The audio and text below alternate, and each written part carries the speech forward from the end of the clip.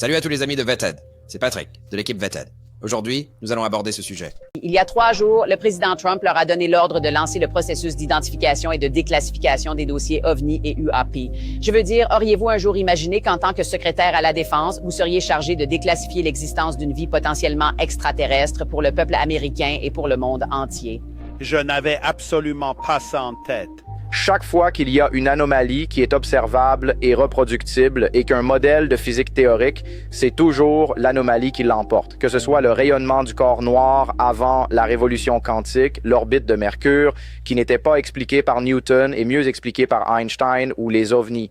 Nous aurons un modèle théorique qui expliquera les ovnis et Osiris, mais dire que l'anomalie n'est pas réelle à cause de la science, c'est simplement une mauvaise pensée confuse. Je ne réponds pas à ta question. Je te donne quelque chose de mieux, car je ne reste pas ici pour votre panel. Il ne s'agit pas d'un débat.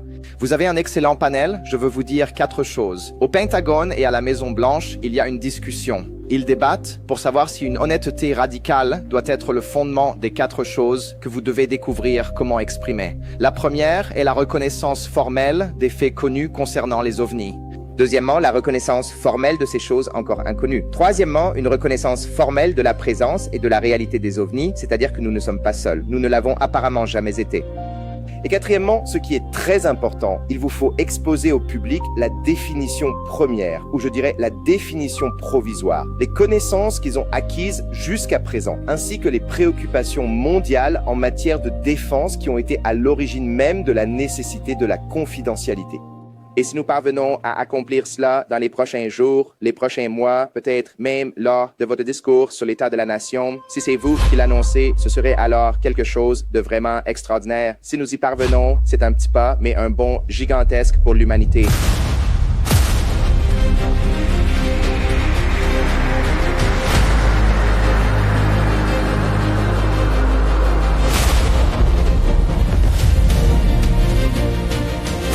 Salut, s'il vous plaît, cliquez sur le bouton j'aime, ça aide vraiment beaucoup les vidéos. Et bien sûr, si vous n'êtes pas encore abonné, appuyez sur le bouton d'abonnement, les amis. Alors, de quoi est-il question dans la vidéo d'aujourd'hui? Eh bien, il s'agit de Jeremy Corbell, Jesse Michael et Michael Sherman qui apparaissent sans censure dans le Piers Morgan Show.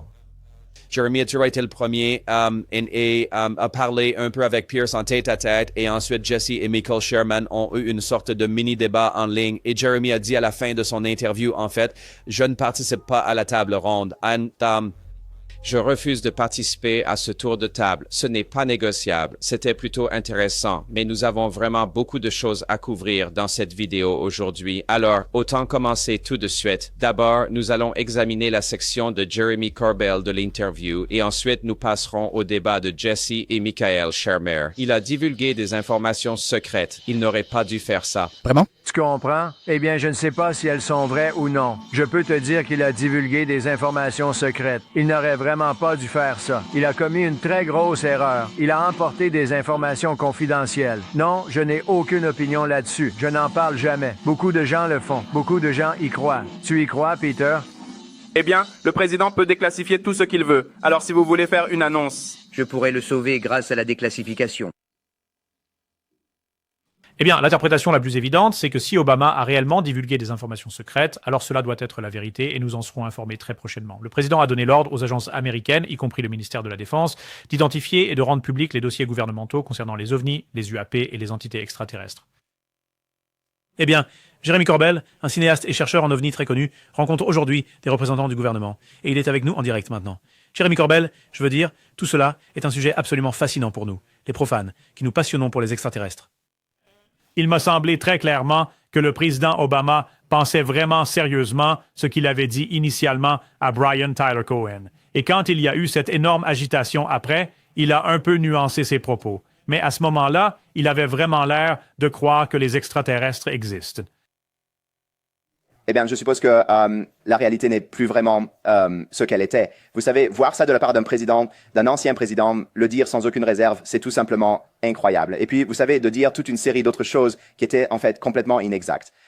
Ce fut un moment très fort, mais ce n'était absolument pas une annonce. Même avant que le président Trump ne soit monté dans l'avion, ce n'était pas du tout une annonce. C'était une opportunité. Donc, chacun de nous qui s'est présenté devant le Congrès, qui a témoigné sous serment, nous le considérons comme une opportunité. Rien n'a été planifié avec toute cette affaire que nous avons observée ces dernières années, vous savez, depuis 2017. C'est nous qui l'avons provoqué. Vous savez, nous avons provoqué notre gouvernement en organisant des auditions sur les UAP. Nous avons obtenu des prises de position publiques. Et c'est précisément ce genre de journalisme, Pierce, qui a conduit à ce changement. Alors, l'intérêt public collectif et la demande nous ont vraiment conduits jusqu'ici et c'est absolument incroyable. La mèche est allumée, mais il est, vous savez, grand temps de faire pression sur notre gouvernement, sur nos gouvernements.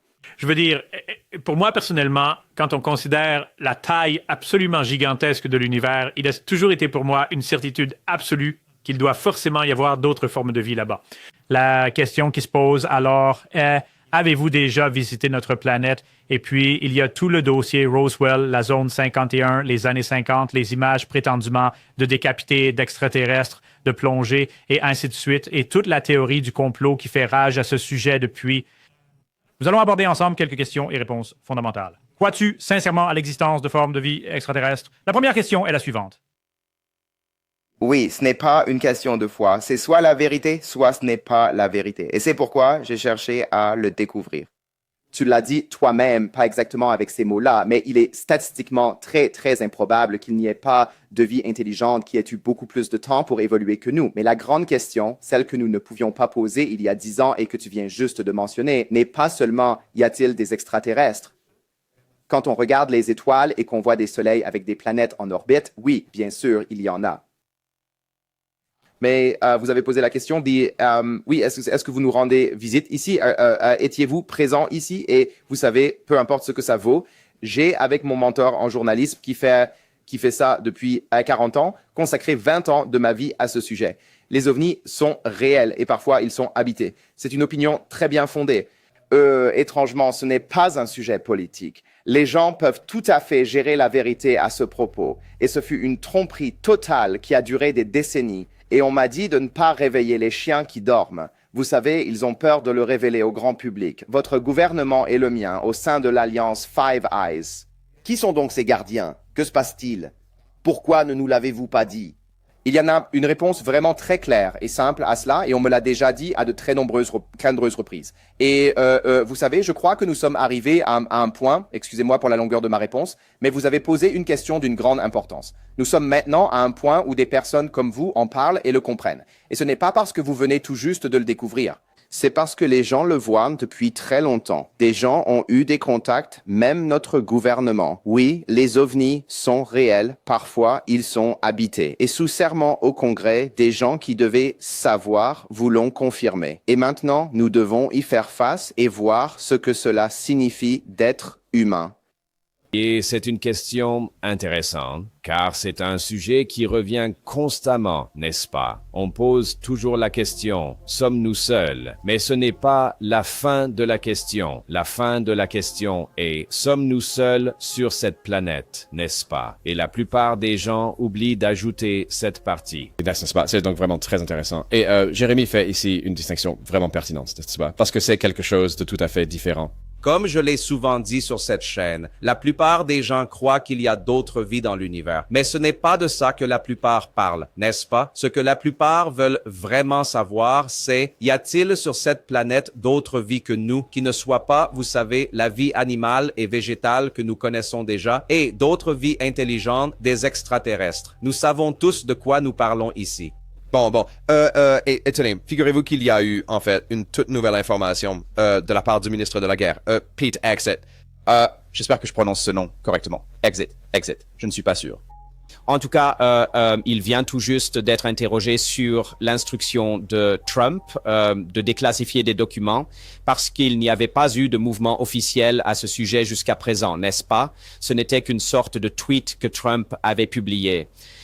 Et il semble qu'il y ait maintenant une instruction et Pete continue là-dessus. Écoutez ça. Il y a 3 jours, le président Trump vous a ordonné de commencer le processus d'identification et de déclassification des dossiers OVNI et UAP. Je veux dire, auriez-vous jamais imaginé qu'en tant que secrétaire à la Défense, vous seriez responsable de potentiellement déclassifier la vie extraterrestre pour le peuple américain et le monde entier? Je ne m'y attendais absolument pas. Bien sûr. Et êtes-vous maintenant prêt à ça? Je veux dire, nos équipes sont en train de travailler là-dessus. Je ne voudrais pas exagérer le temps que cela prendra ou quoi que ce soit. Oui, directeur, nous nous y attelons. Nous allons pleinement exécuter l'ordre du président et nous nous engageons à le lui fournir. Il y aura donc plus à venir concernant le processus. Et en termes de temps, quel est le délai? Avez-vous une idée de la durée que cela prendra? Je n'ai pas encore de rendez-vous fixé pour toi, mais tiens-toi prêt. La directrice des services de renseignement nationaux a déclaré aujourd'hui que son bureau entamerait le processus de publication de rapports sur la vie extraterrestre et étrangère. Je reviens sur ce genre de questions parce que le peuple américain attendait des réponses à ces questions depuis très longtemps et donc je suis simplement curieux de savoir si vous pensez que premièrement, c'est le début des révélations pour les Américains et le monde et deuxièmement, si le Pentagone est réellement prêt à déclassifier certaines de ces choses qui pourraient vraiment apporter des réponses au lieu de les garder secrètes. Nous allons travailler avec l'ADN comme nous le faisons toujours. Ça me fait vraiment plaisir d'entendre qu'elle fasse ça. Le président Trump s'est engagé à la divulgation à de nombreux niveaux et il a clairement indiqué qu'il voulait des réponses. Il nous a confié la responsabilité de le faire. Nous ferons partie de ceux qui le livreront. Ce sera un processus réfléchi. Nous voulons nous assurer que les attentes seront élevées, n'est-ce pas? Je ne veux pas trop promettre et pas assez livrer. C'est pourquoi nous prendrons le temps d'évaluer ce à quoi cela devrait ressembler et de le présenter au président et au peuple américain.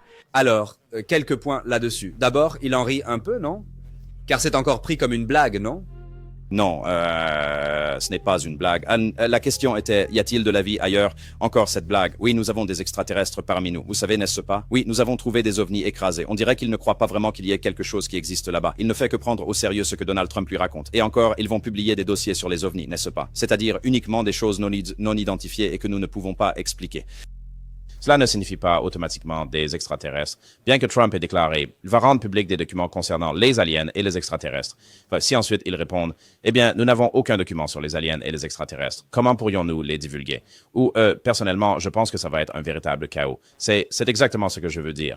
Je crois que les attentes vont être si élevées, et je ne sais pas si elles pourront être satisfaites. Mais si l'on considère la chose de manière tout à fait objective et neutre, nous obtiendrons certainement plus d'informations que nous n'en avions auparavant. Et c'est pour moi personnellement une bonne chose, n'est-ce pas? Mais je crois que ce que les gens attendent, l'homme de tous les jours, le citoyen ordinaire, est-ce que les extraterrestres sont sur Terre ou non? Oui, c'est bien ça, en effet. C'est là que tout aboutit. C'est le sommet de la pyramide. Libérez ce dossier, l'autre, cette vidéo, la photo, ce truc, l'autre, les gens veulent juste une confirmation. Est-ce réel ou non, n'est-ce pas? C'est tout. Et je ne sais pas si ça apportera la réponse spécifique, mais c'est clairement une forme de divulgation, ce qui signifie qu'ils vont divulguer des choses. Sera-ce le point principal de la divulgation que tout le monde attend? C'est encore incertain et je ne sais pas. Mais encore une fois, comme il vient de le dire, il n'y a pas de calendrier précis pour cela, mais ils le prennent au sérieux et ils le publieront. Il a donc dit que nous aurions bientôt un calendrier, et ce serait bien de le savoir, non, en gros.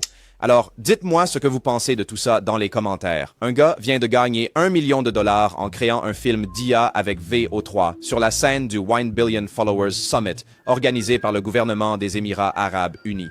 Une jeune fille de 19 ans dirige une agence automatisée par l'IA et gagne 100 000 par mois. Et le dernier rapport de Forbes montre que les employés qui utilisent l'IA au travail gagnent 40% de plus que ceux qui ne le font pas. Le paradoxe de l'emploi de l'IA est bien vivant et février est important car la phase d'adoption précoce est terminée. La question est donc simple. Allez-vous seulement observer ce changement ou en tirer profit? Nous vous présentons Outskill, la première plateforme éducative axée sur l'IA, pour accélérer l'apprentissage de l'IA pour des personnes comme vous et moi. Vous organisez le Mastermind Training Live sur l'IA de 2 jours, ce samedi et dimanche, de 10h à 19h, heure de l'Est, et c'est le moment idéal pour y participer, car vous pouvez y prendre part gratuitement pendant les 48 prochaines heures. Cette formation en IA de 16 heures a déjà formé plus de 10 millions d'experts en IA dans le monde et est évaluée sur Trustpilot avec 4,9 étoiles sur 5. Des professionnels du marketing, de la finance, des opérations, du développement produit et de l'ingénierie y participent, car ce n'est pas spécifique à un secteur, mais est désormais nécessaire dans chaque industrie. Ici, vous apprendrez à créer des agents IA qui planifient, écrivent, exécutent et rapportent pour vous.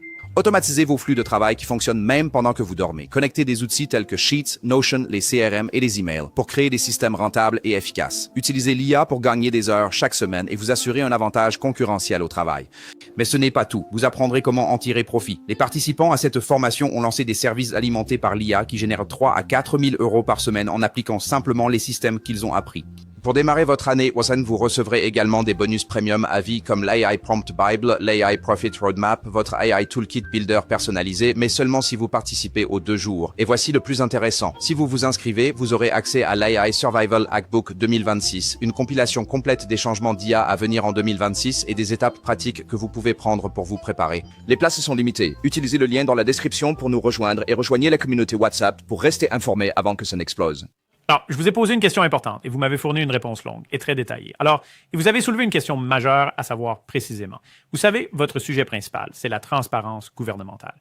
Pourquoi les gouvernements tiennent-ils tant à empêcher le public de découvrir la vérité sur les visiteurs extraterrestres? Pourquoi ne pas simplement l'admettre? Imaginez, oui, nous avons là quelque chose de vraiment passionnant. Un alien de la planète Tarkis a atterri ici et nous le retenons dans la zone 1.15.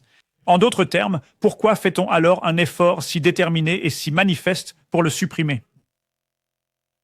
C'est une chose si terre à terre que c'en est presque drôle, mais les gens comprendront tout de suite. Vous savez, pendant l'ère atomique, nous avons créé un appareil de compartimentation, car nous avions besoin d'un avantage technologique concurrentiel crucial. Et je pense que vos téléspectateurs comprennent exactement de quoi je parle.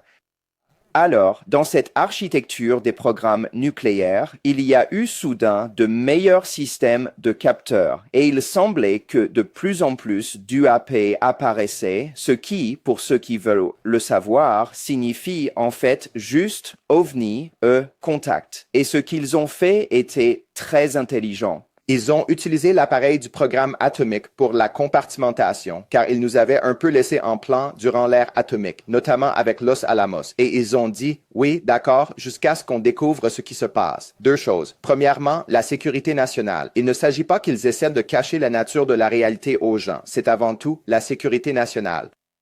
Est-ce que cela provient d'ailleurs, ou bien est-ce une nation concurrente, hostile? Elle devait donc éclaircir ce point. Dès qu'ils ont réalisé que ce n'était ni la Russie ni la Chine, mais que cela remontait aux origines même de l'histoire humaine telle que nous la connaissons, et qu'il y avait un intérêt grandissant pour ce que nous désignons comme les OVNI, les UAP, la deuxième raison était la surprise stratégique, la souveraineté nationale et l'obtention d'un avantage certain. Et en fait, il y avait bel et bien une connexion entre ton pays et le mien et 4 autres ou 3 autres. Et nous avons pris la décision d'examiner cela en profondeur. Et nous allons chercher, attention, des technologies dérivées de programmes d'exploitation. Alors, je comprends tout à fait. Tu sais, je comprends parfaitement. Le problème, c'est que la raison pour laquelle nous parlons d'OVNIs, c'est tout simplement parce que les gens les voient. Ce n'est pas quelque chose qu'ils apprennent dans les films. Ils sont dans les films parce que les gens les ont vus et s'y sont intéressés. Notre gouvernement non plus ne connaît pas toute la réponse et c'est bien là tout le problème. Que peut-on dire aux gens quand on ne connaît pas toute la réponse? J'ai officiellement proposé aux représentants du gouvernement un plan en 4 étapes que je considère comme le meilleur moyen de révéler cette vérité. Alors, c'est un point intéressant de Jérémy. Alors, il soulève de nombreux points intéressants. Et ça m'a fait réfléchir quand j'ai vu ce clip particulier. En fait, toute la vidéo, c'est que, vous savez, il existe ce qu'on appelle un biais de confirmation, d'accord, où on a une croyance et tout ce que l'on recherche ou ce que l'on cherche doit servir cette croyance. Et on pourrait ignorer ou éviter quelque chose qui pourrait détruire cette croyance. À première vue, on dirait ce n'est pas bon, n'est-ce pas? Ce n'est pas bien. Comment pourrait-on encore trouver la vérité? Mais ce serait pour un objectif individuel. Mais si nous parlions d'un objectif communautaire ou d'un objectif sociétal ou même d'un objectif pour l'humanité tout entière, alors, d'une certaine manière, on a besoin de ce genre de personnes. Il faut des gens qui agissent comme un bulldozer. Exact. Et il faut juste s'accrocher, quoi qu'il arrive, car Jeremy est absolument et fermement convaincu que le gouvernement américain ainsi que de nombreux autres gouvernements détiennent des objets volants écrasés, des corps, tu sais, que des extraterrestres étaient sur Terre ou sont venus ici ou sont même encore là. Tu vois? Oui, il y croit. Et c'est absolument normal. Beaucoup de gens que je connais le font. Je ne suis pas encore personnellement convaincu, n'est-ce pas? Je n'ai pas encore franchi cette ligne d'arrivée, mais malgré tout, je crois qu'on ne reconnaît pas assez que des gens y croient fermement et continuent toujours à chercher des réponses, car nous obtiendrons en fait plus de réponses de ces personnes qui y croient fermement. C'est ça, je veux dire, la croyance d'un autre n'influence pas ma croyance. Alors, dans une sorte d'effort collectif ici, nous avons besoin de gens comme Jeremy Corbell, qui s'engagent vraiment pour ces choses, qui y croient vraiment. Franchement, je respecte ça parce que ça fournit plus d'informations et de données et plus à examiner. Et bon sang, s'il a raison, c'est vraiment quelque chose d'assez incroyable, non? Alors, c'est le genre de chose qui peut s'avérer utile, car si on est aussi indécis que moi, on n'a pas vraiment besoin de gens comme moi pour faire avancer les choses ou pour prendre les devants, n'est-ce pas? Parce que je suis toujours aussi indécis. Mais tu sais, je suis quelqu'un qui change d'avis et je suis constamment critiqué parce que je dis « je ne sais pas ». Oui, je ne sais pas. C'est juste parce que je ne le sais pas. Pourquoi mentir? Pourquoi devrais-je mentir sur des choses que je ne connais pas? Tu vois ce que je veux dire? Mais nous avons besoin de davantage de personnes qui soient de véritables bulldogs, mec. Et je considère Jérémy comme étant exactement cela. Simplement ce bulldog qui poursuit sans relâche ce qu'il estime être la vérité. Je ne vois absolument rien de mal à cela, vraiment, en fait. Et je le répète, je respecte profondément cela. Je pense qu'il nous faudrait plus de gens comme ça. Et je pense que s'il y a une vérité extraterrestre à révéler, ce sont le genre de personnes qui rendront cela possible, pour être honnête. Pas des gens comme moi. Je suis là pour filtrer les infos, donner des avis et spéculer. Et vous savez, on peut s'amuser et rire et je suis plutôt là pour le divertissement, n'est-ce pas? Je suis ton clown, comme dirait Joe Pesci. Qu'est-ce que je suis? Dois-je faire le clown ici, juste pour votre divertissement? C'était d'ailleurs une mauvaise imitation de Joe Pesci. Mais vous savez, je suis juste... Vous voyez ce que je veux dire? Non, pas l'acteur principal, mais nous avons besoin de gens comme Jérémy pour faire avancer les choses. Et voir son dévouement pour cela, ça aide, parce que c'est la réalité. Tout le monde n'a pas besoin d'être la même personne et de penser exactement de la même manière. En fait, je pense que ce serait même une très mauvaise chose. C'est une bonne chose qu'il y ait des gens qui ont des convictions très fortes et qui les poursuivent. Et c'est une bonne chose qu'il y ait des gens qui sont complètement sceptiques, n'est-ce pas? Et c'est bien qu'il y ait aussi des gens entre les deux de toutes les couleurs imaginables du spectre, n'est-ce pas? Comme la vie serait ennuyeuse s'il n'y avait qu'une seule couleur, n'est-ce pas? Honnêtement, c'est la diversité des couleurs qui fait l'essence de tout ça. Donc, comme je disais, tu sais, et je suis mon propre conseil, c'est bien de laisser aux gens leur espace et de les laisser être qui ils sont, n'est-ce pas? On n'a pas besoin de changer leur avis. Ou ça? Pourquoi tu crois ça? Laisse-moi te faire changer d'avis. On a seen si bas nar si yas estains. Tu devrais vraiment y croire. Laisse-les faire, n'est-ce pas? Et pourquoi la croyance de quelqu'un d'autre devrait-elle influencer ta propre foi? Elle ne le fait pas, à moins que tu ne le permettes. Ou alors, ça m'a vraiment fait réfléchir. Très bien. Maintenant, passons à autre chose. Il y a quelques semaines, vous avez publié 2 vidéos qui auraient été prises par des drones militaires américains au Moyen-Orient. L'une des vidéos semble montrer 3 objets qui volent en formation triangulaire. Regardons-la et pendant que nous la regardons, expliquez-moi s'il vous plaît ce que nous voyons ici. Oui, alors je voudrais t'expliquer cela très rapidement. Je vais te le montrer en détail. Ce que vous voyez ressemble à Pong, le jeu vidéo. Vous voyez 3 lumières. Ce que j'ai fait, en réalité, Pierce, avec mon mentor en journalisme, George Knapp, c'est que nous avons publié ces dernières années 15 documents qui nous ont été transmis. Le but était d'informer le public américain sur ce que sont les images thermiques. Vous voyez donc en noir et blanc, c'est de la chaleur, et vous voyez ici 3 objets qui émettent une sorte de signature, cambiage comme vous le dites vous-même. Ils volent en formation, je ne l'affirme pas à la légère. Ceci fait partie d'un dossier d'archives qui a fuité aux journalistes, qui provient d'eux et qui affirme que ce sont des UAP et ce n'est qu'un exemple parmi d'autres. C'est, je dois l'admettre, l'une des vidéos les moins captivantes que j'ai jamais mises en ligne, mais elle présente une formation d'objets non identifiés, que vous, et non pas moi, nos propres services de renseignement d'État ont choisi de nommer UAP. La dernière que j'ai publiée, c'est précisément celle que vous ne vouliez absolument pas voir rendue publique. Il présentait l'une des 5 caractéristiques d'observation d'OVNI que nos gouvernements et les vôtres ont établies. Et cette première caractéristique d'observation est appelée accélération instantanée. Ce n'est pas une propulsion traditionnelle. Donc, quand vous voyez quelque chose de ce genre, c'est pour habituer le public américain et mondial à l'apparence des images militaires. George Knapp et moi avons publié pas moins de 15 preuves différentes. La dernière était une véritable bombe. Elle montrait de manière absolument incontestable, selon l'analyse même de notre propre gouvernement, ce que je suis en train de vous montrer. Il affiche une accélération immédiate, ce que la physique permet. Mais tout être humain deviendrait de la gelée s'il y était exposé. C'est ce qu'on appelle l'inertie. Cherchez-le.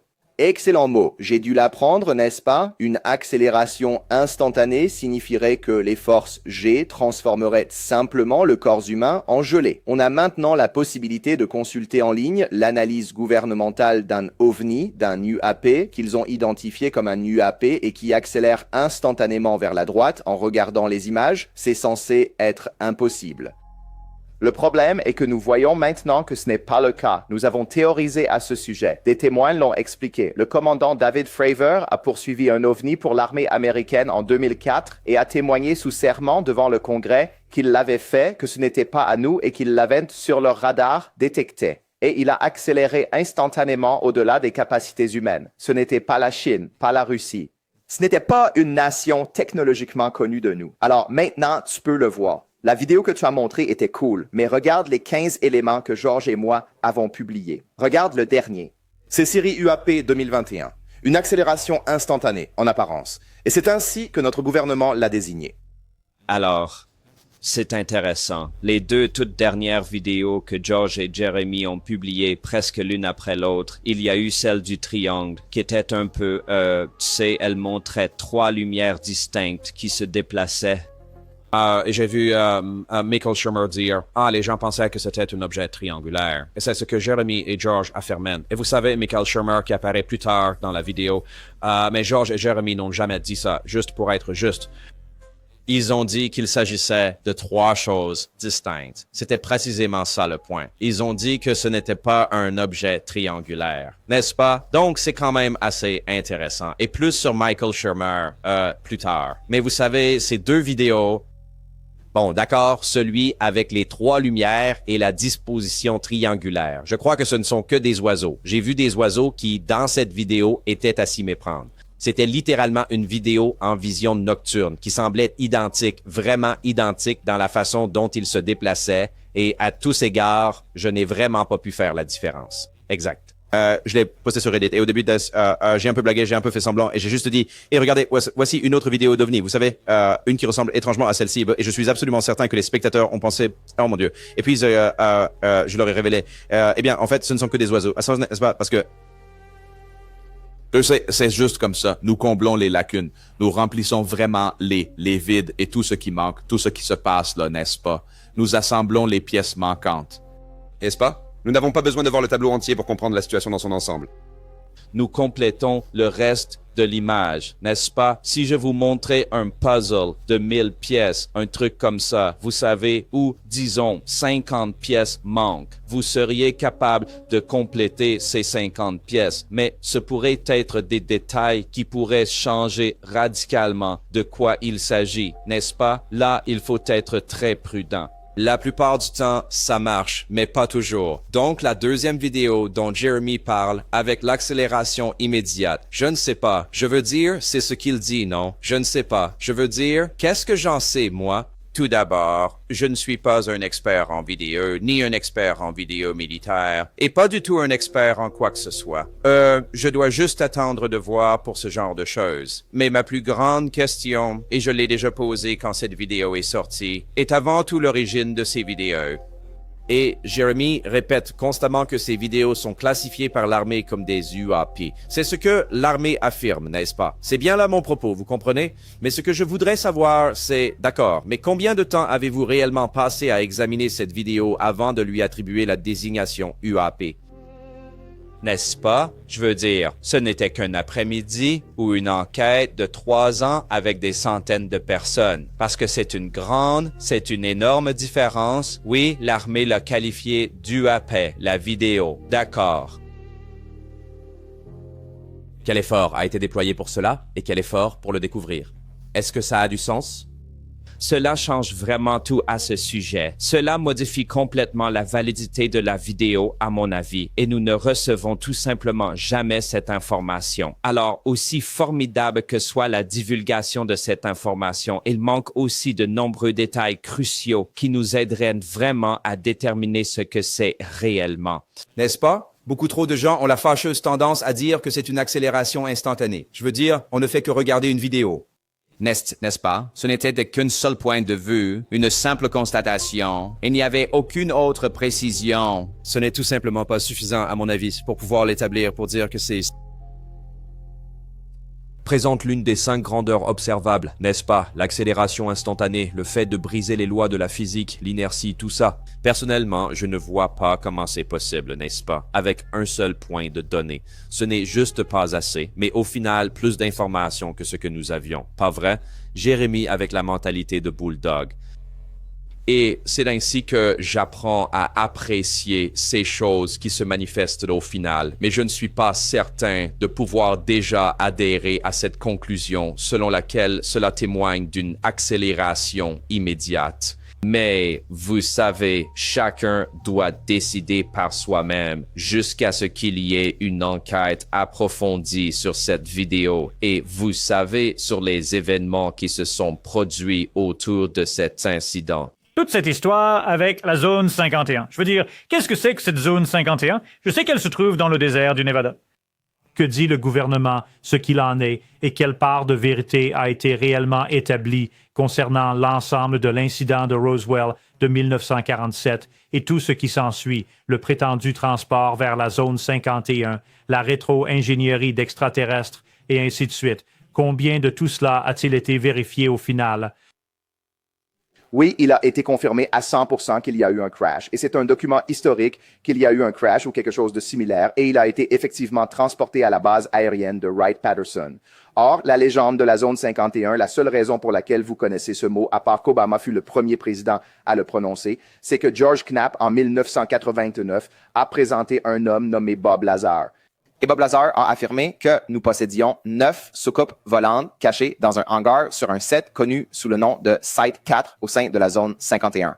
C'est une base secondaire située juste au sud appelée Papoose Lake. George ne savait pas s'il était en train de dire la vérité. Il a fait cette déclaration en 1989. C'est la raison pour laquelle vous connaissez le terme zone 51 et l'associer aux UAP ou aux ovnis, là où il conserve ses objets volants, ce matériel. Nous n'avons pas besoin de deviner. L'un de ces endroits a été consigné par écrit plus tard dans le procès-verbal du Congrès par un homme nommé Louis Elizondo. Vous savez, c'est un personnage controversé, un type qui dit « Nous dit-il la vérité ?» Oui, il le fait. Et il leur a dit la vérité à ce propos. Ça s'appelait Pax River. C'est donc un endroit où certains de ces matériaux étaient présents. Car Pierce, pour votre public, documenté par notre propre gouvernement et attesté au Congrès, il devait y avoir un transfert de Lockheed Martin vers un programme appelé ADB-SAP, le programme d'application de systèmes d'armes aérospatiales avancées. Les 22 millions mentionnés par le NIT ne sont pas pour le groupe A-Type comme vous l'avez rapporté. Vous vous êtes trompé que ça a trompé, il vous l'accorde.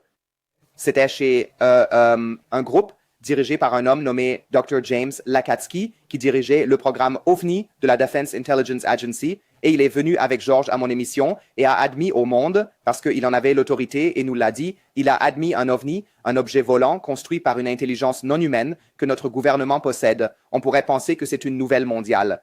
Non, nice, seulement dans un petit podcast avec moi et George, la seule fois où il a parlé en public.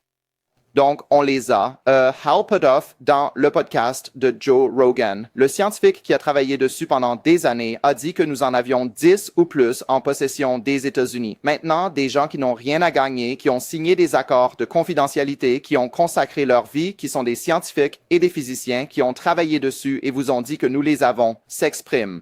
Et maintenant, vous connaissez un site. Donc la zone 51 est un peu le mot-clé et un travail patriotique formidable est accompli pour notre nation à la zone 51. Peut-être avez-vous un dépôt, je ne sais pas. Ils l'ont fait en 1989 et ça s'appelait S4 et un homme nommé Bob Lazar en a parlé au monde et on ne l'a cru que maintenant. Alors, cette prochaine section, nous allons faire un petit détour ici et je vais montrer quelques clips qui sont un peu plus longs, certains d'entre eux, mais ça aide à raconter l'histoire. C'est un contexte qui, à mon avis, est extrêmement important, car dans ce clip que je viens de montrer, Jérémy mentionne plusieurs personnes différentes que nous allons examiner de plus près, n'est-ce pas? Il mentionne James Lakatsky de RB-CEP, Il parle de Hal Puthoff chez Joe Rogan, n'est-ce pas? Il mentionne Luis Elizondo et Pax River. Ne nous attardons pas là-dessus pour le moment. Il mentionne à nouveau Bob Lazar. Vous savez, la zone 51, je comprends. Mais concentrons-nous sur la partie de sa déclaration qui concerne James Lacatski et Hal Puthoff. Plus précisément, commençons par Hal Puthoff, d'accord? Il affirme que Hal Puthoff aurait déclaré que nous posséderions 10 objets volants ou plus, n'est-ce pas? Regardez. Combien de ces objets volants écrasés, récupérés par des humains, estimez-vous qu'il y en a? Il y en a définitivement plus de 10. Il y en a définitivement plus de 10. Plus de 10. Combien d'entre eux sont détenus par des habitants des États-Unis? Ce que je voulais dire, c'était plus de 10 qui étaient détenus par les États-Unis. Comment ça va dans le monde? À l'échelle mondiale, Avons-nous des données pertinentes à ce sujet? Nous avons des données, mais c'est classifié. On ne peut vraiment pas en parler. Mais il y en a donc encore d'autres? On pourrait sans doute dire que ce ne sont pas uniquement ceux qui se trouvent aux États-Unis? Pas seulement ceux aux États-Unis. Et ma question est toujours la même. Comment peut-on dire que nous avons 10 objets volants ou plus, mais ne pas donner plus de détails parce que c'est secret? Et même parler de ce que d'autres pays possèdent, ce qui est secret. Car après ce clip, c'était la remarque de Joe Rogan. Eh bien, les autres pays, d'accord, ils en ont plus. Mais comment savons-nous cela? Oh, c'est un secret. Je ne peux pas en parler, mais vous pouvez nous dire que nous avons 10 ovnis, mais ce n'est pas classifié. Ce ne serait pas classifié? Tu ne classerais pas ça comme confidentiel. Hey, on a 10 objets volants, c'est secret. Ne dis à personne que nous avons des ovnis. Non, tu peux leur dire, ne divulgue pas les détails. Je veux dire, ça n'a tout simplement aucun sens. Je n'arrive pas à comprendre ça et personne ne m'a jamais donné de bonnes réponses. Les gens disent source et méthode, etc. Cela ne suffit absolument pas. Ce n'est pas la totalité de ce qui est classé secret. Les détails des opérations sont classifiés, n'est-ce pas? Il y a beaucoup de choses que les États-Unis ont récupérées d'autres pays dont nous ne pouvons rien entendre parce que c'est classifié et que ça n'a rien à voir avec les sources et les méthodes. C'est bien ça, c'est exactement comme tu l'as reçu, c'est exactement comme tu l'as rendu, n'est-ce pas? Mais je dis juste, je ne sais pas si c'est réellement exact. Vous savez, est-ce que c'est une personnalité connue qui prétend que nous aurions ces 10 objets volants non identifiés? Oui, mais je ne comprends tout simplement pas comment il peut se permettre de dire ça aussi ouvertement. C'est incompréhensible pour moi. Passons maintenant à James Lacatski, car Jeremy le cite sans cesse comme exemple d'un scientifique d'État qui prétend que nous possédons un objet volant. Et il est même affirmé qu'il est entré dans cet objet. D'accord.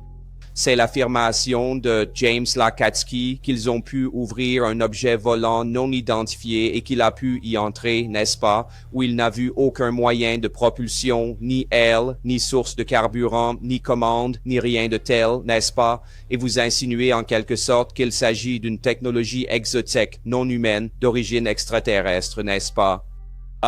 Mais il y a quelque chose de vraiment très intéressant avec ce monsieur. C'est donc le clip auquel Jeremy fait référence dans cette interview de Piers Morgan, où James Lacatski, dans le podcast The Weaponized, admet quasiment que cela s'est produit. Et Jeremy a vraiment fait preuve, je dois l'avouer, d'une véritable mentalité de bulldog ici en poursuivant James et en tentant de le forcer à s'expliquer précisément sur ce qui s'est passé. Je vais te lire quelque chose. Début du chapitre 9, c'est Burr Causing Racker, à la fin d'une réunion en 2011, le 11 octobre, au Capitole, avec un sénateur américain et un sous-secrétaire d'État de l'agence. Lacatski, le seul auteur du livre présent, a posé une question. Mais c'est là que ça devient intéressant.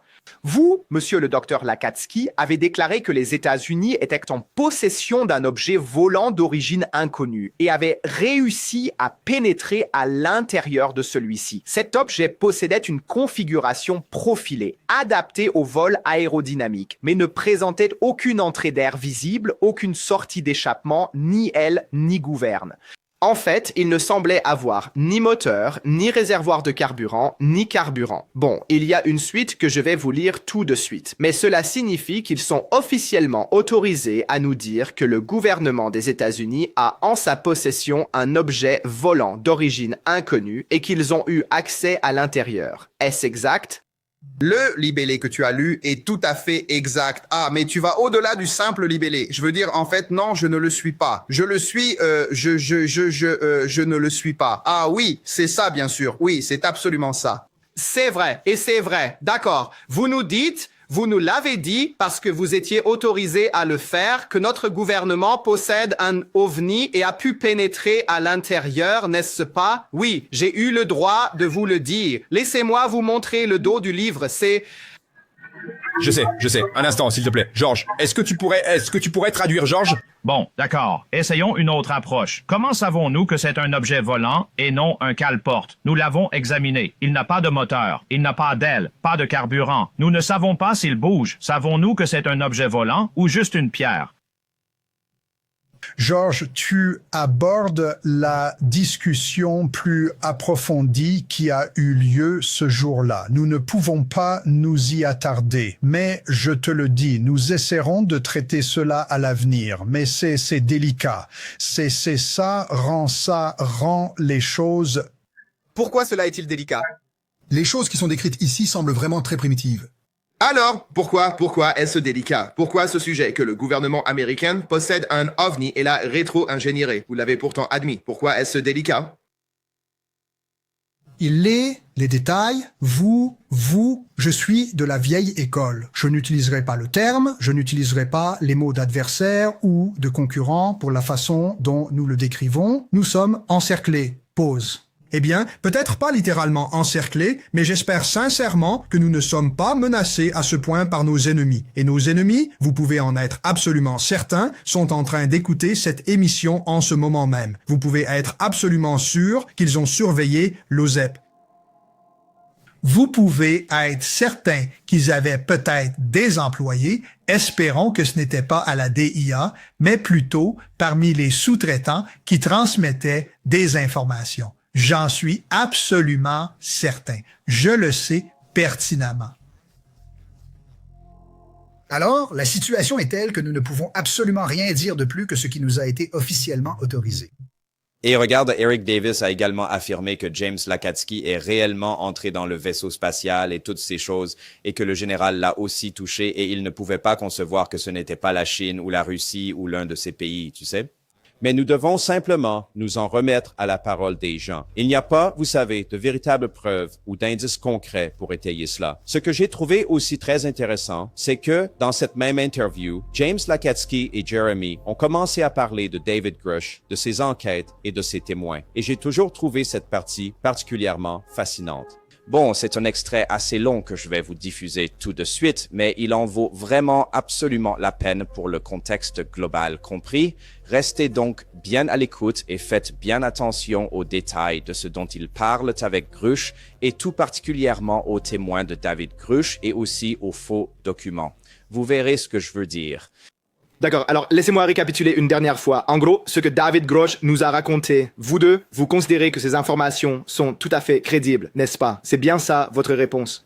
Si, c'est tout à fait crédible, mais je dis simplement qu'il a collaboré avec quelqu'un que je connais personnellement et en qui j'ai une totale confiance, à savoir le responsable de la UAP Task Force, et je pense sincèrement que vous devriez prendre ces déclarations très au sérieux. Maintenant, que ce soit le cas ou non, peu importe.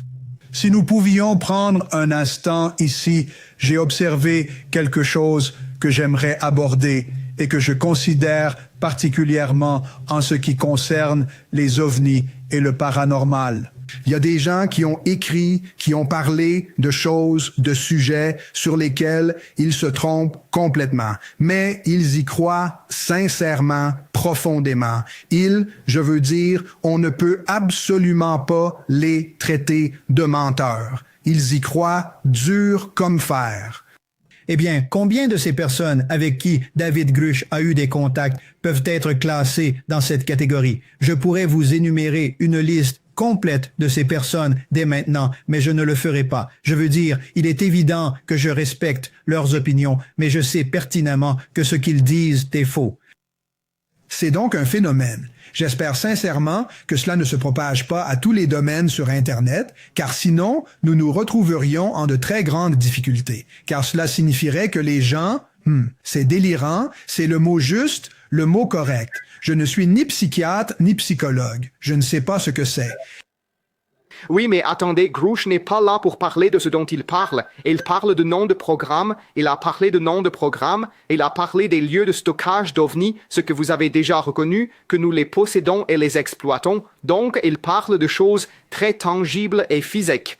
Est-ce que délirant est le bon mot, le terme exact? Je ne suis ni psychiatre ni psychologue. Je ne sais pas ce que c'est.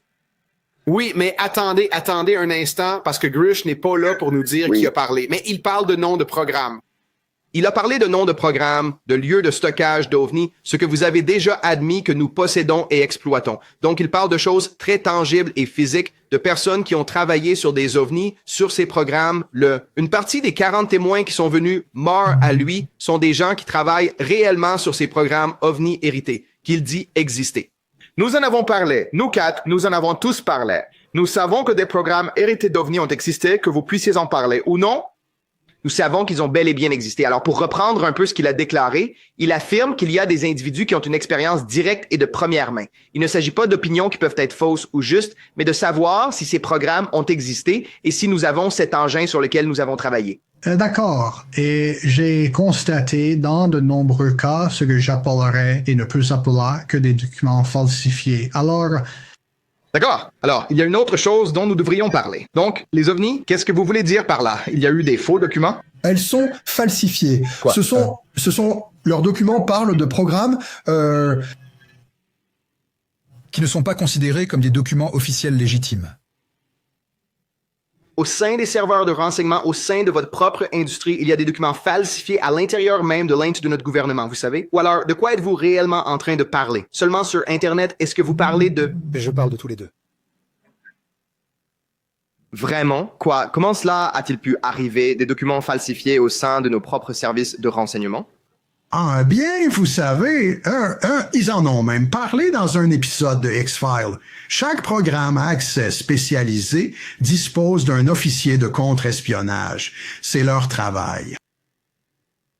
Vous savez, c'est leur travail, leur responsabilité. Alors, vous pourriez vous dire, attendez un instant, Jim et Nicolo sont des officiers de contre-espionnage. Non, ce n'est pas notre rôle. Vous savez, il n'y a aucune raison que nous le soyons. Mais si vous participez à un programme, vous avez cette personne qui vous est soit affectée, soit que vous faites venir. Et il y a une source de faux documents juste là, que vos auditeurs et lecteurs revoient l'histoire des ovnis et vous verrez des doigts pointés vers d'autres qui, et je ne les nommerai pas, mais que tout cela est fabriqué et... Ouais, comme Rick Doty, c'est bien de Rick Doty que tu parles. Peut-être. Je ne peux pas vous le dire, désolé. Oh, un instant, hein. Voilà George. Il y a quelque chose à dire. Vas-y, George. Quel officier de contre-espionnage a bien pu écrire cela dans Skinwalkers au Pentagone? D'accord, attendez une minute. 152. Oui, Sacha Mover et Jim Bell ont entrepris de démarcher au-delà du DHS pour établir le contact avec les détenteurs des secrets au sein d'au moins 2 autres agences. Lors de ces réunions, qui se sont déroulées en juin et juillet 2011, Sacha, Jim et leurs collègues ont été traités avec une grande impolitesse et une certaine rudesse. Bell et Mover se sont vus opposer un refus catégorique et sans appel à maintes reprises. Cela les a laissés convaincus qu'une technologie de pointe était séquestrée sous la supervision du gouvernement dans les installations d'entrepreneurs aérospatiaux. Par conséquent, les installations du DHS, les responsables du ministère de la Sécurité intérieure, sont devenus très hésitants et même craintifs à l'idée d'aller de l'avant. Peut-être que ces deux-là n'ont que tardivement réalisé la nature unique, révolutionnaire et bouleversante du plus grand secret jamais gardé par les États-Unis. Est-ce un truc de contre-espionnage ou est-ce vous deux qui avez écrit ça? Eh bien, nous avons écrit cela et il a été approuvé par le Pentagone et par le DHS. Mais le fait est que ce n'est pas du tout de ça que je parle. Je parle de documents purement et simplement falsifiés qui sont présentés comme preuve de quelque chose. Et cela a aussi été appliqué à ASAP, qu'il y a des documents, je tiens à souligner quelque chose que j'ai dit lors de ma toute première et unique interview. C'était un programme fermé. Il fonctionnait de manière très similaire à la SAP. Le directeur de l'analyse, mon chef de bureau et bien sûr le chef de division étaient au courant de ce programme. Personne d'autre ne l'était. J'étais aussi protégé par la nature cloisonnée de cette organisation. Je n'avais pas à me préoccuper de questions de nature politique. J'étais à l'abri, mais eux aussi l'étaient. Il n'y avait absolument personne d'autre. Les gens dans les bureaux d'à côté n'en savaient rien. Rien n'était délibérément caché. C'était un système cloisonné et il devait l'être. Il fallait qu'il fonctionne de cette manière. Ce dont je parle ici, ce sont des documents qui ont fait surface entre-temps et qui sont de pure et simple falsification.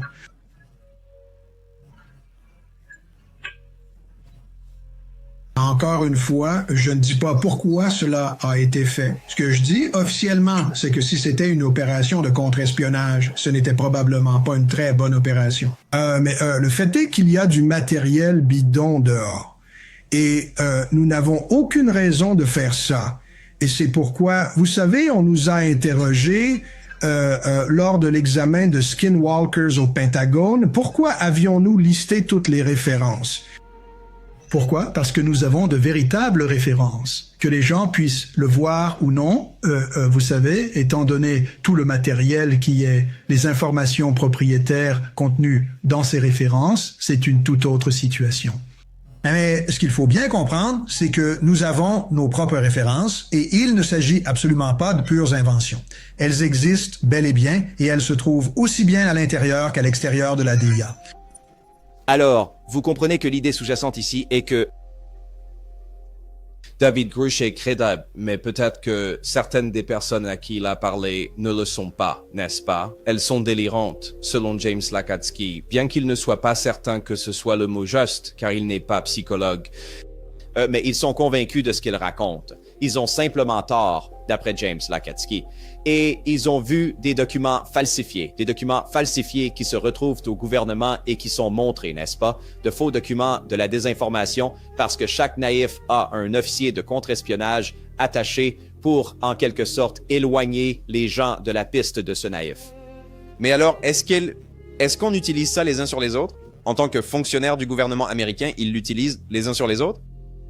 Je suppose que oui. Je suppose que le contre-espionnage, vous savez, ne se contente pas d'opérer uniquement en dehors de nos frontières. Il est également très actif à l'intérieur même de nos frontières, n'est-ce pas? Et que le gouvernement utilise la désinformation contre sa propre population, n'est-ce pas? Pour protéger certains programmes. Je suppose que cela a une certaine logique, jusqu'à un certain point. Maintenant, est-ce que c'est ce qui s'est produit avec David Grusch, n'est-ce pas? Est-ce que David Grusch, lui, c'est une quand les gens mentent, c'est plutôt qu'ils sont simplement confus. Ils sont délirants parce qu'ils ont vu des documents qui sont faux et croient que ces choses-là sont réelles, n'est-ce pas? Je ne sais pas. Vous savez, ce qui est vraiment intéressant, c'est que Ross Coulthard, à l'époque où il était invité au podcast Need to Know avec Brace Bell, ils ont longuement discuté de cet incident impliquant James Lacatski dans l'émission Weaponized avec Jeremy. Et pendant cet extrait que je vais vous montrer, Ross révèle que David Grusch allait prétendument apporter des preuves pour démontrer que ce n'était pas le cas concernant James Lacatski. Car apparemment, David Grusch n'était absolument pas satisfait de ce que James Lacatski racontait. Mais je dois être honnête, c'était il y a plusieurs années, soit dit en passant. David Grusch n'a jamais rien présenté de convaincant, mais c'est ce qu'ils ont affirmé. Oui, il a aussi lancé quelques piques à David Grusch au passage. Il a dit qu'il considérait David Grusch crédible et que ses déclarations étaient raisonnables. Mais il n'a pas voulu répondre à des questions sur des restes potentiellement biologiques qui auraient été récupérés d'engins d'origine prétendument non humaine. Et puis, il parlait de certains des témoins, sans les nommer, interrogés par David Grusch, et il a dit, et c'est empoisonné, et je sais qu'il y aura une réponse de David Grusch à un moment donné. Il a dit, vous ne pouvez pas les traiter de menteurs. Ils y croient totalement maintenant. Combien de ces personnes que David Grusch a rencontrées entrent dans cette catégorie? Je pourrais en nommer une liste tout de suite, mais je ne le ferai pas. Je veux dire, évidemment, je respecte leurs opinions, mais je sais que ce qu'ils disent est faux. J'ai été déçu qu'on n'ait pas cherché à faire préciser à Jim Lakatsky ce qu'il disait, parce qu'essentiellement, il dénigrait beaucoup de personnes très courageuses qui se sont manifestées devant le Congrès, devant les inspecteurs généraux et aussi devant l'ARO. Il y a peu de chances que ma voix porte là-bas. Mais le fait est, ces personnes ont risqué leur carrière, sinon leur vie, en prenant la décision de se manifester. Franchement, je ne pense pas que nous devrions les rabaisser ou les traiter de menteurs. Et j'aimerais entendre les preuves, franchement, qui justifient l'affirmation que ce qu'ils disent est faux. Car je sais que ces affirmations faites par Jim Lakatsky seront très farouchement et très, très vigoureusement contestées et des preuves seront fournies.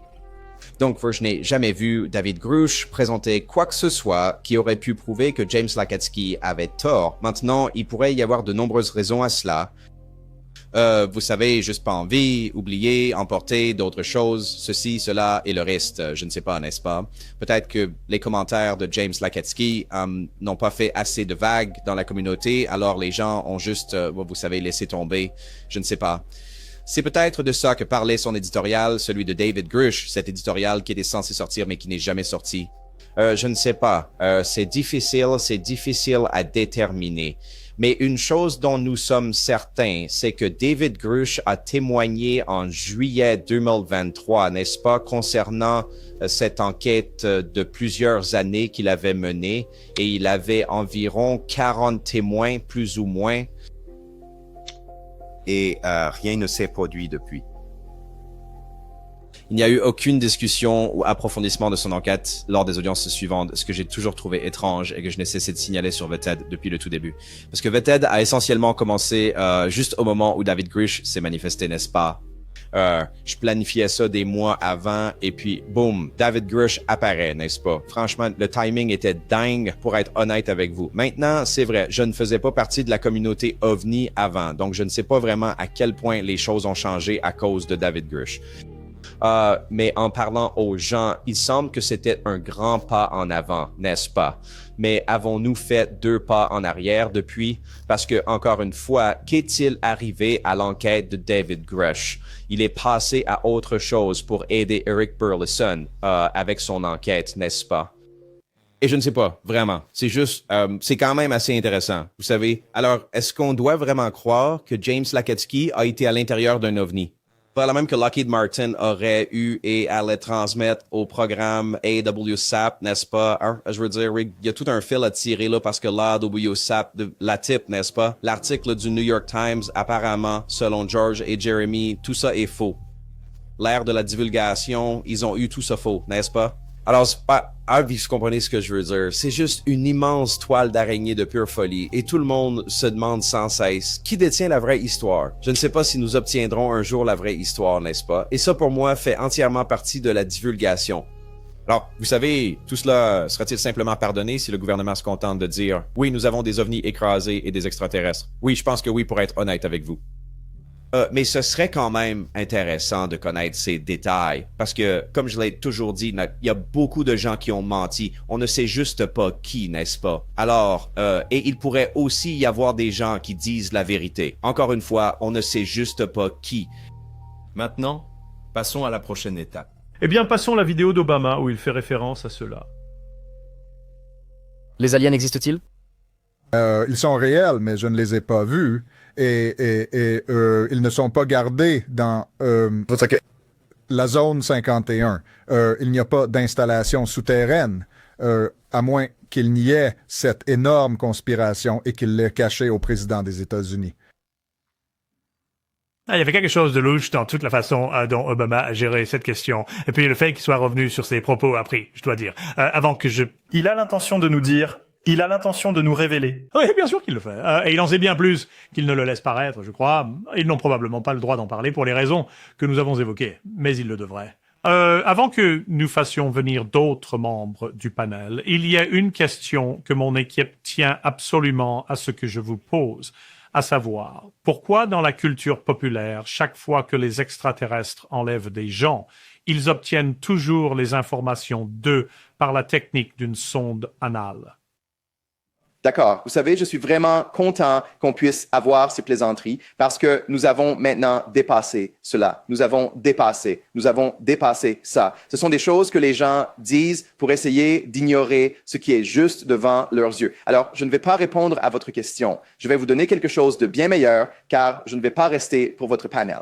Il ne s'agit pas d'un débat. Passez un excellent panel. Merci. Je veux vous dire 4 choses. En ce moment, on parle d'hier et d'aujourd'hui. Il y a eu une discussion au Pentagone et à la Maison-Blanche avec des gens qui travaillent sur la communication.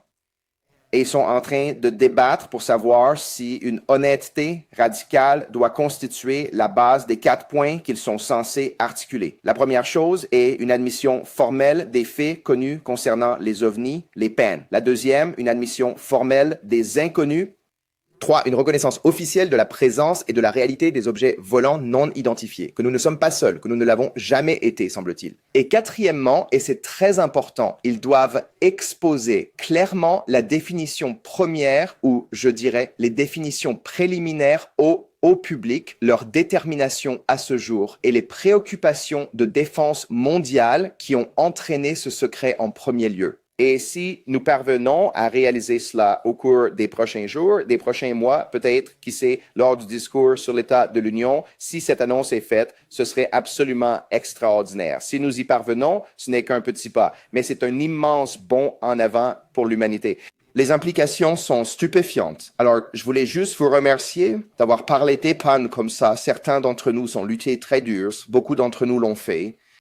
La pression populaire va nous faire obtenir la vérité et cela va prendre du temps parce que, comme le dit une certaine chanson, vous savez, le changement prend du temps. Oui, absolument. Et soyons honnêtes, dans les annales de l'univers, ce n'est en fait pas si long que ça. Alors, voyons ce qui se passe. Je trouve ça fascinant que vous ayez maintenant 2 présidents qui parlent d'extraterrestres en l'espace d'une semaine. Ça seul change la donne. Jérémy Corbell, c'était fascinant de discuter de tout ça avec vous. Merci beaucoup. Enchanté de vous rencontrer. Merci d'avoir géré ça. Bon, salut. Bon, alors, au début, vous vous dites peut-être, oh mon Dieu, ils ont abordé le sujet de l'exploration anale. Comment ont-ils pu faire ça? Eh bien, vous savez, Jérémy ne veut même pas répondre à cette question. Mais la vérité est que beaucoup de gens ont affirmé que cela leur était arrivé. Ça fait partie de leur expérience. Alors, en rire ou le rejeter ou dire « je ne vais pas m'y intéresser », je veux dire, ça fait juste partie de la légende. C'est ce que les gens ont dit et ça va au-delà de ça, n'est-ce pas? Apparemment, les organes reproducteurs des gens ont aussi été manipulés et vous savez, je ne veux pas entrer dans tous les détails scabreux, mais ça en fait partie, n'est-ce pas? Beaucoup de choses. Pratiquement tout ce qu'on peut imaginer a été évoqué par différentes personnes ayant vécu des expériences, n'est-ce pas, qui affirment avoir eu un contact direct, n'est-ce pas, avec des extraterrestres. Je veux dire, plus précisément, un exemple, c'est Whitley Strieber dont on parle constamment. Et dans son livre, c'est exactement ce qu'il raconte lui être arrivé, n'est-ce pas? Il a été sondé par voie anale, et pas seulement ça, ils lui ont pris son... Vous savez, pour faire des bébés, vous savez, le sperme, d'accord? Mon Dieu, j'essaie de ne pas prononcer ces mots. Je ne veux pas être démonétiseur sur cette vidéo, sur YouTube. Il faut faire attention. Mais je veux dire, c'est la vérité, n'est-ce pas? Et c'est de ça que les gens ont parlé. N'est-ce pas? Ils ont prélevé son sperme, hein? Et ils l'ont examiné par derrière. On a eu une coloscopie gratuite qu'ils n'avaient pas demandé. Et encore une fois, beaucoup de gens l'ont affirmé. En fait, c'était une chose importante à affirmer. C'est pourquoi la blague existe. C'est pourquoi la blague stéréotypée existe. Et le fait que, vous savez, Piers Morgan dit « Oh, mes producteurs voulaient vraiment que je vous pose cette question. » C'est presque comme si les gens le prenaient encore comme une blague. Tant que la preuve n'est pas là, ça restera toujours un peu une blague. Je sais, les gens ont dit, la stigmatisation et tout ça, ça ne disparaîtra jamais tant que cette preuve ne sera pas là parce que tant de gens ont raconté des histoires folles et ridicules et il est clair que certains mentent, c'est ce qui a tout gâché. Si vous voulez comprendre pourquoi il y a un tel stigmate autour des ovnis et des extraterrestres, regardez les personnes qui ont écrit des livres et des récits sur leur expérience. Je ne dis pas qu'elles mentent, je dis juste que certaines le font. Et ces personnes qui ont menti ont tout gâché. Ce sont eux qui ont créé cette stigmatisation, n'est-ce pas? Ce sont ces gens-là.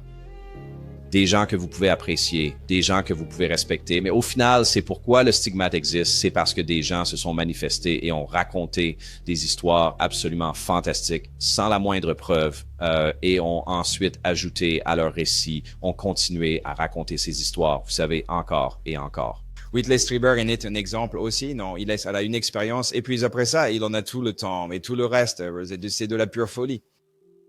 C'est comme si les gens restaient. Ils deviennent des personnes qui vivent des expériences. Ils se mettent à fréquenter des conférences. Le temps passe. Ils continuent de raconter la même histoire, inlassablement. Et puis, ils se mettent à fournir davantage de détails en y ajoutant des éléments. Et puis, figurez-vous que, en réalité, j'ai moi aussi vécu une expérience hier soir, car désormais, ils ont une nouvelle histoire à partager, n'est-ce pas? Et ça arrive, vous savez. Et c'est pourquoi le stigmate existe. Ce n'est pas que les gens ne sont pas prêts ou qu'ils ne peuvent pas le gérer, ou ceci ou cela. La raison pour laquelle c'est pris pour une blague, c'est parce que les gens de la communauté OVNI en ont fait une blague, n'est-ce pas? Ils mentent, n'est-ce pas? Parce que les ovnis et les extraterrestres, c'est un domaine où l'on peut raconter n'importe quelle histoire, n'apporter absolument aucune preuve, et les gens vous croiront quand même. Et ils le savent, c'est pourquoi ils mentent à ce sujet, car c'est le mensonge le plus facile à raconter dans la communauté ovni. Tout ce que vous avez à faire, c'est de regarder l'histoire et de regarder d'autres détails, d'autres histoires, puis de les mettre dans la vôtre et les gens diront « Oh, regardez, ça se connecte à cette histoire. Oh, il a dit ça exactement comme ce type l'a fait 20 ans plus tôt. » Ça devrait être un signal d'alarme pour vous. Au lieu de ça, c'est considéré comme des points de données. Vous voyez comment ces choses se connectent? Bon, mais de toute façon, je pourrais râler là-dessus pour toujours. Alors dites-moi ce que vous en pensez dans les commentaires. Très bien, nous allons maintenant passer au débat en présence de Michael Shermer et Jesse Michaels. Eh bien, voici un débat passionnant. Les extraterrestres sont-ils vraiment parmi nous? Nous accueillons le Dr Michael Shermer, le fondateur du magazine Skeptic et l'auteur de son nouveau livre La vérité, ce qu'elle est, comment la trouver, pourquoi elle compte encore, ainsi que le célèbre enquêteur sur les ovnis, le journaliste Jesse Michaels. Bienvenue à vous deux. Alors, eh bien, Dr Michael Shermer, nous vous souhaitons la bienvenue dans Uncensored. Vous avez affirmé que l'écrasante majorité, soit 95% des prétendues observations d'ovnis, peuvent être attribuées à des explications terrestres tout à fait ordinaires. Des ballons, des effets d'objectifs de caméra, des illusions d'optique, ou bien à des explications terrestres extraordinaires. Des avions espions ou des drones russes ou chinois capables de réaliser des prouesses en matière de physique et d'aérodynamisme jamais vues aux États-Unis. Et vous avez un autre affirmé. Je pense qu'il est hautement probable que des extraterrestres existent quelque part dans le vaste cosmos. Dans une galaxie de 100 milliards d'étoiles, il y aura 100 milliards d'étoiles semblables au Soleil, 1 milliard de planètes similaires à la Terre, 100 millions de planètes abritant la vie, 10 millions de planètes avec une vie intelligente, à 1 million de planètes avec une vie intelligente, capables de développer et d'utiliser la technologie radio, ce qui est, avouons-le, assez ahurissant. Mais en combinant ces deux éléments, je suppose que ma première question évidente pour vous est la suivante. Vous avez couvert 95% des observations. Est-il possible que les 5% restants soient véritablement, vous savez, le million de planètes avec une vie intelligente qui nous enverrait des choses, des signaux vers nous? Ah oui, bien sûr, c'est tout à fait possible, mais c'est la vérité. Le fait que j'aimerais tant que ce soit vrai, parce que ce serait la plus grande découverte de toute l'histoire de la science, cela ne le rend pas vrai pour autant.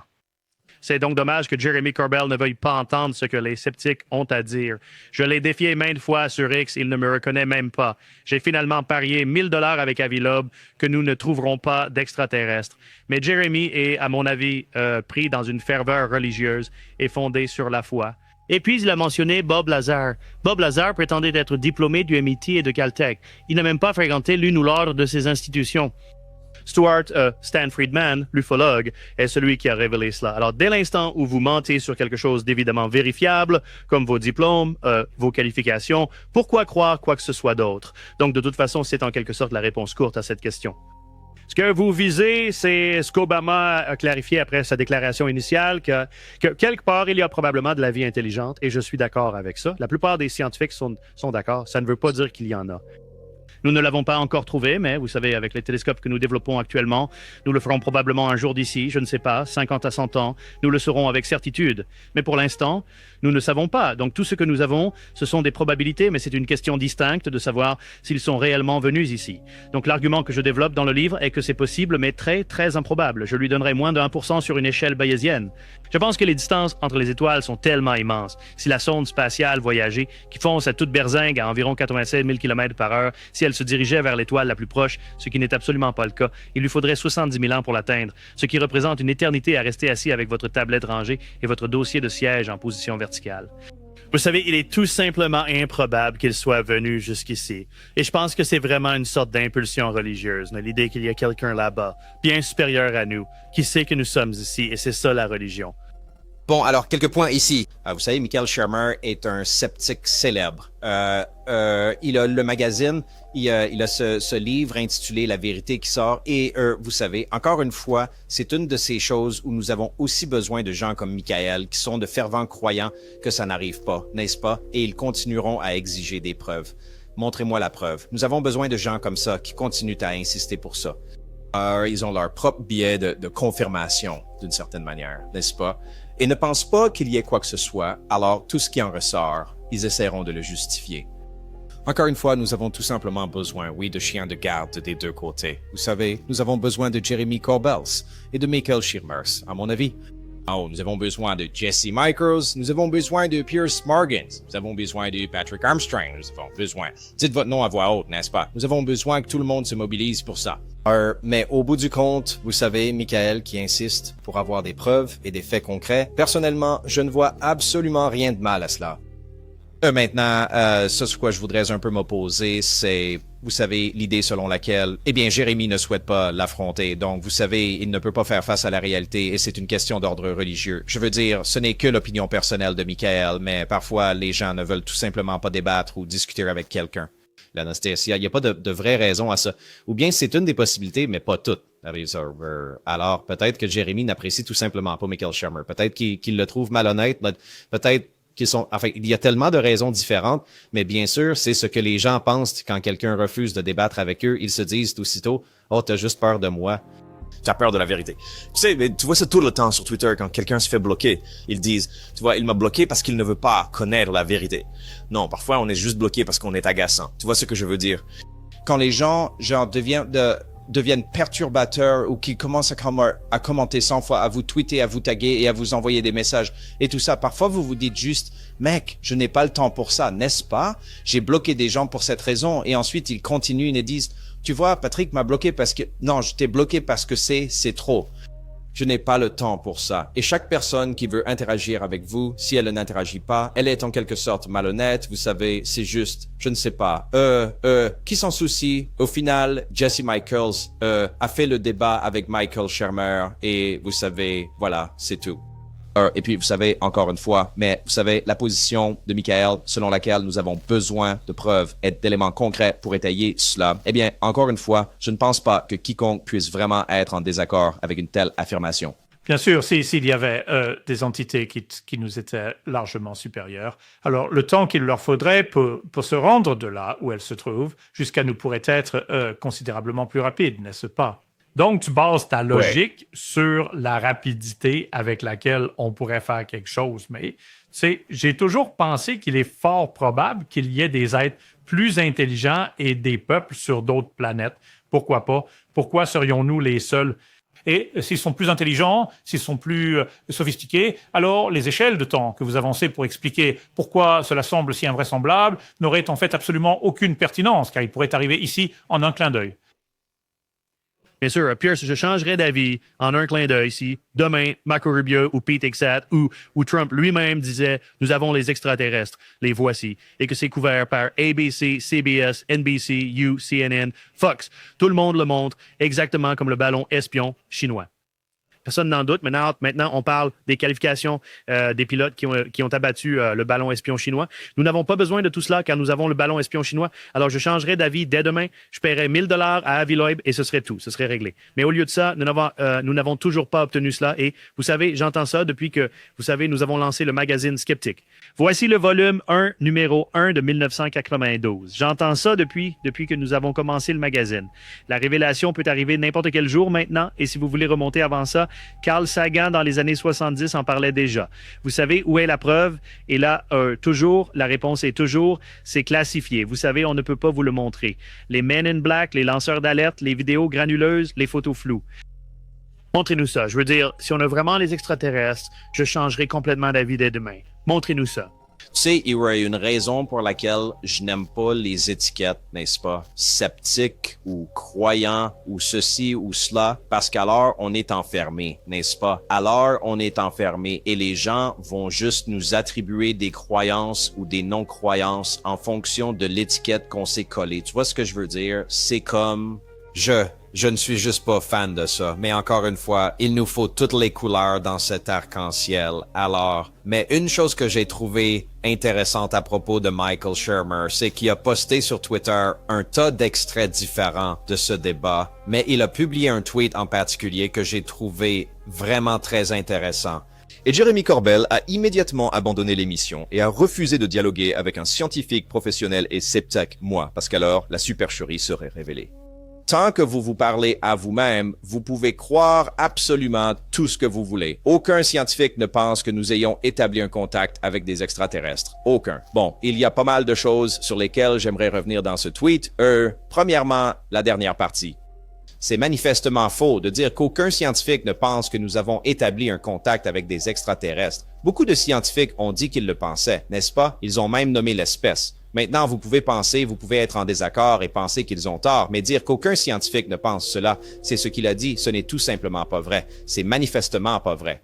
Il y a une tonne de scientifiques qui pensaient ça. Encore une fois, la validité de ce qu'ils disent peut être n'importe quoi, et vous pouvez penser qu'ils sont fous, que c'est n'importe quoi, peu importe. Mais ce n'est absolument pas ce qu'il est en train de dire. Il affirme qu'il n'y a pas un seul scientifique qui pense ça. C'est tout simplement et de manière évidente faux, n'est-ce pas? Nous pouvons citer le Dr. Eric Davis, Gary Nolan, Hal Puthoff, James Lecatsi, Colm Kelleher, on pourrait continuer la liste. Il y a tellement de scientifiques qui pensent que cela s'est produit, n'est-ce pas? Encore une fois, vous n'êtes peut-être pas d'accord avec ça, ou vous pensez qu'ils ont tort, et où sont leurs preuves ou leurs arguments. Mais ce n'est pas, encore une fois, le point que Michael essaie de faire. Donc, soit il a mal formulé ça, soit il a tout simplement tort. Ce n'est juste pas vrai. À l'autre point, non, il dit que Jeremy, tu sais, évite le débat, ne veut pas m'affronter. Et puis son pourquoi? Parce qu'alors c'est la fin. Eh bien, il ne le sait pas, parce que non. Donc, pour revenir, vous ne savez pas pourquoi quelqu'un ne s'engage pas avec vous, et parler à soi-même peut changer ce que vous croyez. Eh bien, je veux dire, encore une fois, pourquoi les gens sont-ils si préoccupés par ce que les autres croient? Pourquoi Michael se soucie de ce que Jérémy croit? Mais qui s'en soucie? Toi, tu crois ce que tu veux, et lui, il croira ce qu'il veut.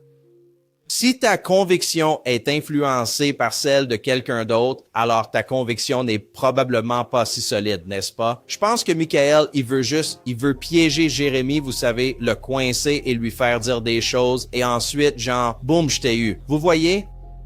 C'est comme si parfois les gens croyaient en des choses et se battaient pour cette cause. Mais encore une fois, je pense que nous avons besoin de gens comme Michael Shermer et je pense que nous avons besoin de gens comme Jeremy Corbell. Je pense que les gens essaient de dire, eh bien, nous n'avons pas besoin de gens comme Jeremy Corbell, nous n'avons pas besoin de gens comme Michael Shermer. Vous avez juste tort, vous savez, nous n'avons pas besoin de gens comme Mick West, vous avez tort, nous en avons besoin.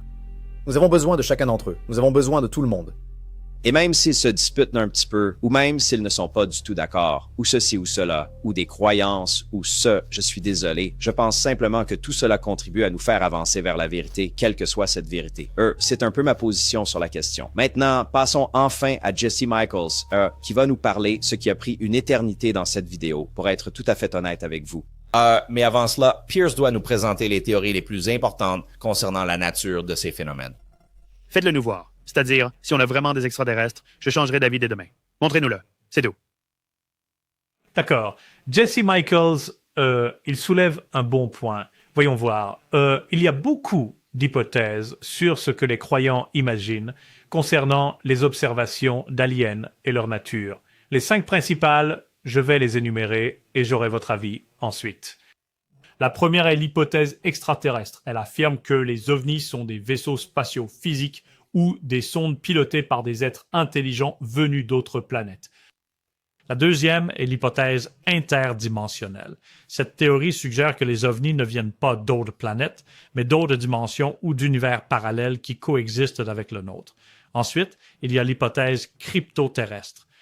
Cela suggère qu'une civilisation non humaine très avancée pourrait déjà vivre ici sur Terre en secret, peut-être dans les profondeurs des océans, sous la surface du sol, ou bien même dissimulée parmi nous. L'hypothèse des voyageurs temporels. Certains chercheurs proposent que les extraterrestres sont en réalité des êtres humains venus d'un futur lointain. Leur apparence humanoïde est citée comme preuve des futurs changements évolutifs de notre propre espèce. Et puis, il y a l'hypothèse du zoo terrestre. Dans ce scénario, la Terre est traitée comme une sorte de réserve naturelle ou un immense zoo où nous serions observés de loin afin de laisser notre société évoluer naturellement. Voici donc les 5 principales hypothèses pour tenter d'expliquer les observations d'extraterrestres et autres phénomènes inexpliqués. Avant d'en venir à ce que vous en pensez, tous, croyez-vous que les extraterrestres existent, premièrement, et croyez-vous qu'ils aient déjà visité notre planète? Donc, encore une fois, avant même que Jesse ne puisse parler, je jure que ça a pris une éternité pour laisser Jesse parler dans cette interview. Il n'a pas vraiment eu l'occasion de dire grand-chose, pour être honnête avec vous. Mais vous savez, Pierce expose les théories majeures sur ces phénomènes, n'est-ce pas? Eux, je pense, la plupart des gens seraient d'accord. Mais ce que tout le monde a reconnu dans cette vidéo, c'est qu'au final, il nous faut des preuves et des faits, non? Qui soient publics. Accepté essentiellement par tout le monde, la communauté scientifique, la communauté universitaire, la communauté publique, tout le monde, n'est-ce pas? Et je ne pense pas, c'est une chose sur laquelle nous pouvons tous nous accorder pour le savoir. Il n'y a rien de mal à ça, n'est-ce pas? Mais vous savez, je dois admettre, vous savez, et encore une fois, tout se résume à cette seule question que Pierce a posée, n'est-ce pas? Parce que on peut parler de ceci, de cela et de toutes ces choses différentes. Tout ce dont Michael a parlé, dont Jeremy a parlé, même des choses que Jesse a. Mais tout ce que les gens veulent savoir, comme le dit Pierce, c'est: vous savez, des extraterrestres sont-ils sur Terre? C'est ce que nous voulons vraiment savoir. Croyez-vous aux extraterrestres sur Terre? Sommes-nous seuls sur cette planète? Et je dois admettre, la réponse de Jesse, il est difficile de la contredire. Je crois que l'intelligence non humaine existe. Et c'est, je pense, la raison pour laquelle ce terme est utilisé plus que celui d'extraterrestre, qui n'est qu'une des hypothèses que vous avez mentionnées. Je pense qu'il y a une prépondérance, une abondance de preuves qui devrait faire évoluer le consensus actuel dans le monde de l'open source, à savoir qu'il existe une forme d'intelligence entre l'homme et, disons, un Dieu ineffable au-dessus de nous. Il y a une intelligence au-dessus de nous qui fait toutes sortes de choses incroyables autour de nos installations nucléaires, de nos réseaux énergétiques, de nos sites d'armement, et cela se produit depuis très, très longtemps, depuis l'aube de l'ère nucléaire dans les années 40. Alors, vous me suivez? Au fait, je ne vois que moi ici. D'accord? Oui, nous le sommes, en effet. Oui. D'accord, très bien. Alors, je crois que, vous savez, nous pouvons affirmer sans l'ombre d'un doute qu'il existe une intelligence au-delà de l'humanité qui interfère avec nos armes nucléaires, qui se manifeste autour de nos installations. Je crois que les sceptiques se basent toujours sur l'idée qu'il n'y a pas de preuve définitive de l'existence d'extraterrestres, ce qui est une échappatoire facile, car c'est une conclusion qui n'est qu'une hypothèse concernant ce que nous observons réellement. Mais là, il y a tellement de preuves qui montrent que nous voyons des choses. Michael Shermer vient tout juste d'écrire en fait un article dans le Washington Post disant en substance que tous les ovnis sont attribués à premièrement des débris spatiaux, deuxièmement des U-2 ou des SR-71, des équivalents modernes, des avions de reconnaissance, des programmes américains ultra secrets, ou troisièmement la religiosité. Et ce que je dirais, c'est d'expliquer, vous savez, les milliers de documents déclassifiés des services de renseignement américains de 1945 à 1955, avant même que l'U-2 ne soit mis en service, et avant 1957, lorsque Sputnik, le tout premier satellite, fut lancé dans l'espace où les ovnis étaient largement discutés au sein des cercles de renseignement. Expliquer les plus de 100 000 documents de renseignement mondiaux sur les ovnis. Vous avez le GPAN, qui est, vous savez, l'équivalent du, vous savez, Blue Book. Le projet de l'armée de l'air des années 50 et 60 en France, reconnaissant en gros, vous savez, la réalité de tout ça. Même si vous regardez l'ARA, qui est la version américaine, vous savez, la version moderne de tout ça, un tiers de leurs cas, 34% pour être exact, sont complètement inconnus et non résolus. Donc, cela devrait être un terrain fertile pour la science et pour savoir où chercher. Et donc, oui, se précipiter vers une explication spécifique comme l'extraterrestre pourrait être un peu, vous savez, un peu rapide ou plutôt présomptueux. Mais pour répondre à votre question sur les différentes hypothèses, je pense qu'aucune d'entre elles n'est mutuellement exclusive. Alors, pour se rendre, pour aller de la Terre jusqu'à Proxima du Centaure B, qui est, vous savez, la planète habitable la plus proche, cela prendrait 80 000 ans par combustion chimique. Il faudrait donc une sorte d'ingénierie métrique de l'espace-temps et, en gros, le voyage dans le temps pour pouvoir y arriver. Le voyage spatial et le voyage temporel ne sont pas mutuellement exclusifs. En fait, les deux sont absolument nécessaires pour voyager en interstellaire. Et c'est une réfutation catégorique, une sorte de démenti contre l'argument d'Elon, selon lequel nous pourrons aller en intersidéral avec la combustion chimique. Cela ne fonctionne littéralement pas avec les lois de la physique. Il nous faut une toute nouvelle physique. Et chaque fois qu'une anomalie empirique est observée des milliers de fois et signalée au plus haut niveau, des présidents aux pilotes de chasse et aux simples citoyens, chaque fois que vous avez une anomalie qui est observable de manière répétée et que vous avez un modèle théorique de la physique, l'anomalie l'emporte toujours. Que ce soit le rayonnement du corps noir avant la révolution quantique, l'orbite de la planète Mercure, qui n'avait pas été expliqué de manière satisfaisante par Newton et qui est bien mieux expliqué par Einstein, ou encore les objets volants non identifiés, les ovnis. Nous finirons par avoir un modèle théorique qui explique les ovnis, mais dire que l'anomalie n'est pas réelle à cause de la science, c'est juste un mauvais raisonnement paresseux et confus. Donc, encore une fois, Jesse donne une excellente réponse, n'est-ce pas? Et clairement beaucoup plus intelligent que moi, d'accord? Je suis un idiot. Mais il est clairement cultivé, bien éduqué et très au fait de ce sujet et de tout ce qui se cache derrière, n'est-ce pas? Il comprend une grande partie de l'iceberg sous l'eau, du moins les informations publiques qui sont disponibles, n'est-ce pas? Que ce soit vrai ou non, cela reste toujours un sujet de débat. Mais vous savez, une chose que je voudrais dire, c'est que la manière dont Jesse appréhende le sujet et les phénomènes n'est pas celle dont la plupart des gens le comprennent et ils ne le feront jamais. Parce que la plupart des gens abordent ça juste au hasard, ici et là. Ils n'y sont pas toute la journée et tous les jours pour comprendre toutes ces complexités que Jesse a en quelque sorte exposées. Et vous pourriez dire, eh bien, ce n'est pas si complexe que ça, mais je ne le suis pas. Oui, mais la plupart des gens ne pensent pas comme ça. Il pense très simplement, n'est-ce pas? Et tant que ce sujet ne sera pas ramené, distillé jusqu'à une preuve ou une évidence si simple que les gens pourront l'accepter sans avoir à comprendre toutes sortes de physiques et de sciences différentes, et tout ça, vous savez, c'est vraiment ce qui va convaincre les gens. C'est simplement une preuve irréfutable, comme un engin ou un corps, n'est-ce pas, au final, que les gens ils pourraient voir de leurs propres yeux et juste accepter cette chose, hein? Et ensuite, le reste pourra être discuté. Mais la façon dont Jesse pense n'est tout simplement pas la façon dont la plupart des gens envisagent ce sujet. Maintenant, peut-être pour certains d'entre vous qui êtes constamment plongés là-dedans, qui vous considérez comme super intelligents, très au courant de tout, de ceci et de cela, et qui êtes tellement supérieurs, eh bien, très bien. Mais pour ces idiots comme moi, vous savez, c'est assez simple et clair. Vous savez, oui, vous pourriez me dire maintenant, mais la réponse n'est pas si simple, elle n'est pas tranchée. Je le comprends. Mais la conviction que ce soit réel ou non, elle est claire et nette. Tout ce qui vient après, je le comprends. Les pourquoi, les comment, je le comprends.